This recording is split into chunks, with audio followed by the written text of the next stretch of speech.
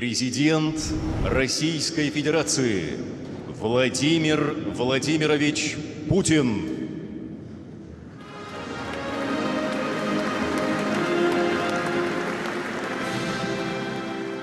The spiritual guru of the all-powerful Russian President Vladimir Putin is a gentleman known as Patriarch Kirill. He's the Archbishop of the Patriarch of Moscow and he heads the Russian Orthodox Church. Patriarch Kirill is Putin's spiritual guru, but they're also lockstep in politics. As Patriarch, Kirill has said that Putin's rule is a miracle. Putin often turns to him for advice, not just on matters of spirituality, but also politics. In fact, both Putin and Kirill share the same worldview, that of restoring Russia back to its imperial glory. On Crux Decode this week, who is Patriarch Kirill? What is his association with Vladimir Putin? And why does he have an outsized influence on the Kremlin?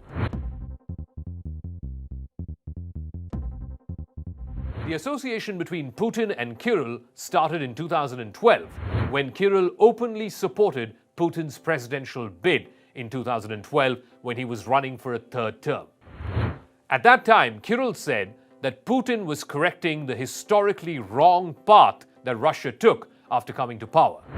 Kirill also conducted a special prayer ceremony in honor of Putin's re-election. He did that twice, first in 2012 and then subsequently in 2018.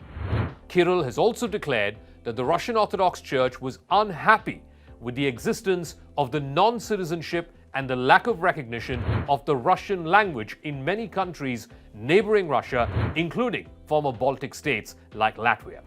He said that Latvia must recognize Russian so that Russia would treat Latvia better. Now, you can imagine how that statement went down in the Latvian quarters. This statement was made by Patriarch Kirill after 2012. There was a constitutional referendum in Latvia on this very same question. Latvians were asked whether or not to adopt Russian as a second official language. And guess what happened in that referendum?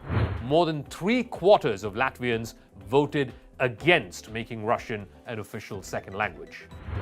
That's not all. In 2018, during Kirill's visit to Bulgaria, in honor of the 140th anniversary of Bulgaria's liberation from the Ottoman Empire, Bulgaria's then president, Rumen Radev, thanked all the ethnicities who struggled for Bulgaria's independence from the Ottoman Empire as part of Russia's imperial army. So he thanked the Russians, Romanians, Finns, Ukrainians, Belarusians. He went on and on. In response, Patriarch Kirill criticized the then president, and he said that Bulgarians should only thank Russia, not anybody else, and that there was no place for false interpretations of history. Kirill has a very checkered record of making controversial statements. Back in 2015, for example, Kirill's envoy delivered a personal letter to Russian servicemen who were at the Khmeim air base in Syria. A letter that claimed the Russian troops in Syria are there to deliver love and peace. Kirill also said that Russia's actions in Syria are noble and just. But Kirill has also had to face a raft of allegations, particularly massive corruption allegations domestically in Russia.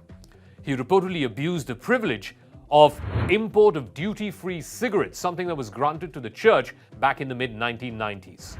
At one point of time, Kirill was dubbed the Tobacco Metropolitan. Kirill was alleged to have profiteered up to $1.5 billion in this cigarette scam. Kirill never publicly acknowledged his wrongdoing.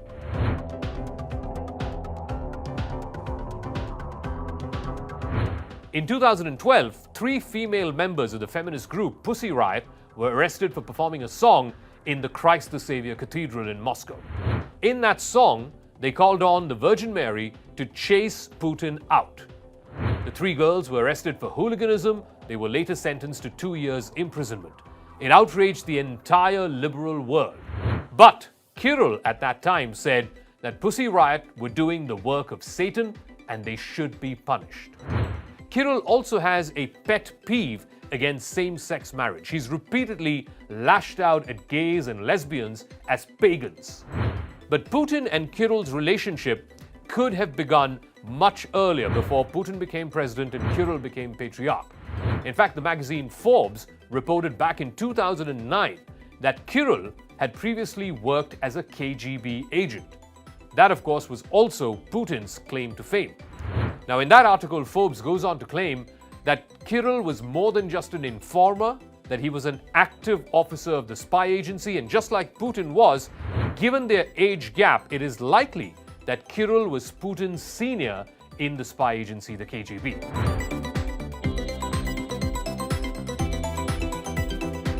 Patriarch Kirill has approved the Russian special military operation in Ukraine.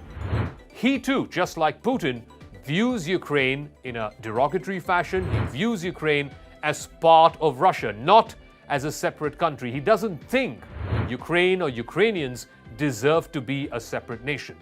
He believes, just like Putin does, in the idea of a transnational Russian civilization. They call it Holy Russia or Holy Rus, which includes Russia, Ukraine, Belarus, and sometimes even countries like Moldova. It is basically a collection of ethnic Russians and Russian-speaking people throughout the entire world. Patriarch Kirill has long perpetuated a version of history which insists that many countries which made up the former Soviet Union are one people with a common religious origin. Now, what is that origin? It goes back all the way to the 10th century, when Prince Vladimir I in Kiev, also known as Saint Vladimir, converted to Christianity. Now, the legend goes that King Vladimir, after having conquered the Kiev Rus, which was headquartered in Kiev in Ukraine, wanted to decide which religion to take up. He apparently went to the Byzantine Empire in Turkey, he watched a sermon at the Hagia Sophia in Istanbul, and he was so impressed that he decided to convert his entire kingdom to Christianity. He came back to Kiev and converted his entire subjects. That is believed to be the origin or the start of Christianity in the Russian heartland, which is why both Putin and Kirill view Kiev as the spiritual heart of Russia.